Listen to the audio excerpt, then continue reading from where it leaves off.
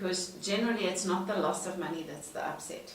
How do you deal with something like that? Because you can't, it's not to say that you can't live your life not buying online, you can, but it kind of is a bit unrealistic in a sense. And so it's important for you to actually, one, admit that it was a shock, to actually stop and look, and often when people acknowledge that, yeah, that was a huge upset, Mm-hmm.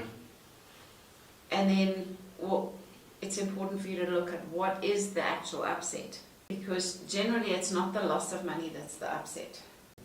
What's the upset? I got scammed and it's embarrassing.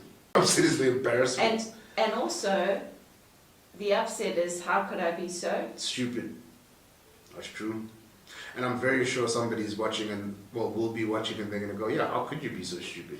And that's where it is. It's just understanding that the more you can admit the moods, the feelings, the thoughts that happened or were created, like, man, I was an idiot.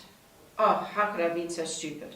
Like, oh, that, like, it's created so much embarrassment. Oh, I'm actually angry that I didn't listen to myself.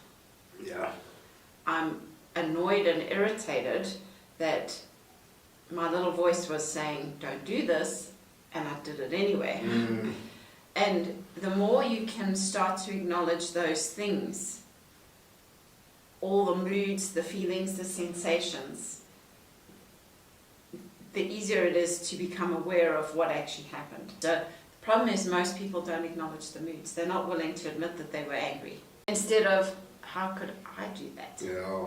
Like, why didn't I listen to myself or listen to my wife or those kind of things? And then you start to look at the emotions and the feelings that you're feeling, and then the shock will, or the upset will start to release.